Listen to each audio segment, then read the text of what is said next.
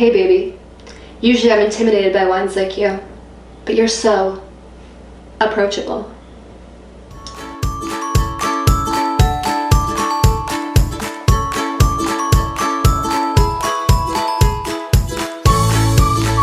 I'm Steffi and welcome to Steffi's Wine Club. Today's video is going to be defining a few sort of wine jargon things that I was definitely confused about when I first started drinking wine.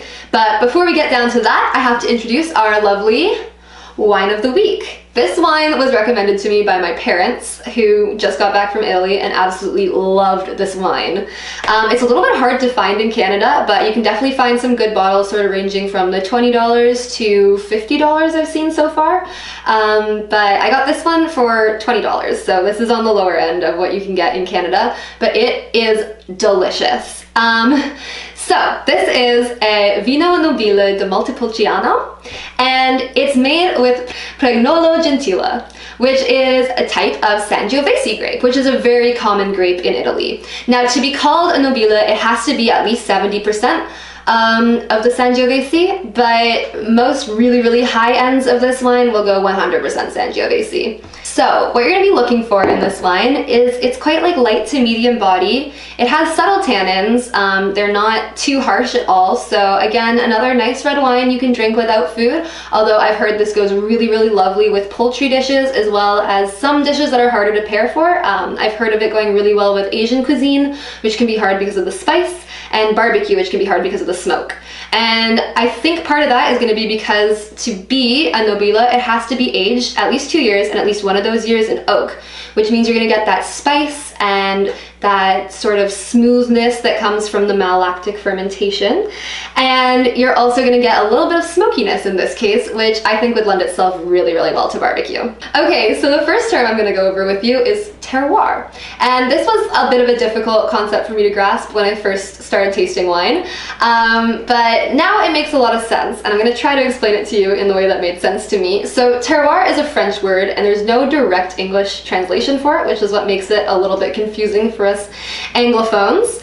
But it's the concept of the earth, the surrounding atmosphere, maybe if there was fog, sort of like the air quality, everything around the grapes that could affect how the wine will taste in the end.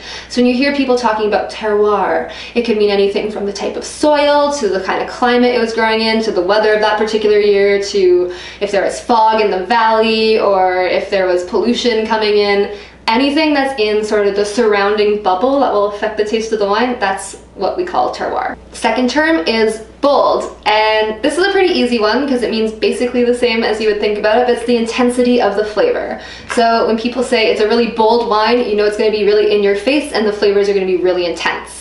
Also, sort of in that category is smooth, and a wine can be bold and smooth. Just the bolder it is and the more in your face the flavors are, the harder it would be to be smooth, because smoothness is in sort of reference to the balance of the wine and how easy the wine is to drink and enjoy without really having to like focus on the components and take it apart, which can be really fun, but it's not always what you're looking for. Alright, the next little group of terms I have for you is regarding the smell. So when you're talking about wine, you're going to hear terms like bouquet and aromas. And a bouquet and aromas basically mean the same thing. It's going to be the collection of smells that you smell when you take a whiff of the wine. And aroma can be an individual aroma, so you smell the cherry, and that is an aroma, or aromas, the whole collection of them, and that's what we refer to as the bouquet. Like a bouquet of flowers is a collection of flowers. So another thing you're going to hear sometimes when you're talking about wine is aromatics, and aromatics is different from aroma, and what it refers to is wines that have a predominantly floral smell, something like a Riesling or a Gewürztraminer.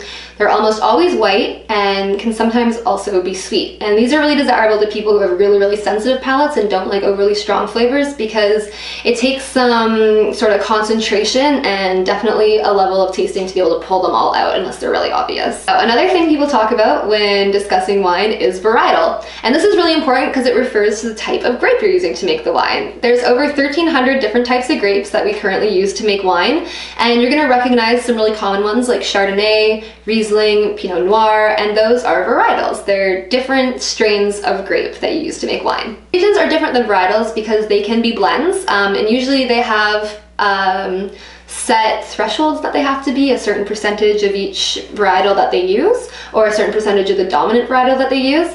But for example, Bordeaux is always going to include the same 5, sometimes 6 grapes in it, and those have to be grown in the Bordeaux region. So these regions are protected because of their terroir and the history and culture and branding behind them, and they're almost always recognized by law. Another really important concept to be aware of is aeration, and that refers to the amount of air that the wine is being exposed to. And this can be really important in older wines or in younger wines. Usually wines somewhere in the middle are going to be okay without aeration, and whites are usually going to be okay without aeration.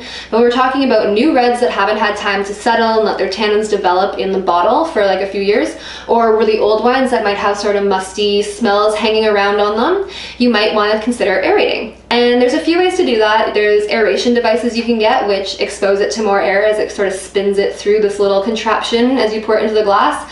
And there's also decanters, which is the older way of doing it, where you just pour the wine into sort of a very wide basin jug, and that allows a lot of air to be exposed to it. And this can be really important for sort of softening really bold flavors. And now the last term, the bane of my existence. I hear this sometimes, and I'm pretty sure it's BS, but if you work in wine and you have a different opinion on it, please let me know, because I'm not the most educated wine person out there. But I've heard a lot of people talk about wines being approachable. And as far as I'm concerned, wines are in a glass, so I'd consider that pretty approachable. I think what people mean, from my research, what I've discovered, most people mean by this is it's quite easy drinking, it would be easy for a beginner to approach. But I kind of see that as more being smooth. I find that when we're talking about wine, it's a lot easier to use words that are common in the industry or make sense just logically, and to me, approachable, it just drives me crazy. But again, if you like to call wines approachable and you have like a rock solid reason for doing so, please let me know, because I'm always down to learn, and then I won't be so annoyed anymore. Thank you for tuning in, my lovely budding sommeliers. Remember, if you liked the video, please like, subscribe, comment, follow me on Instagram at Steffi's Wine Club. If you want to send me an email, you can always send an email to steffiswineclub@gmail.com. All those links are going to be in the little box below. And until next time, chin chin!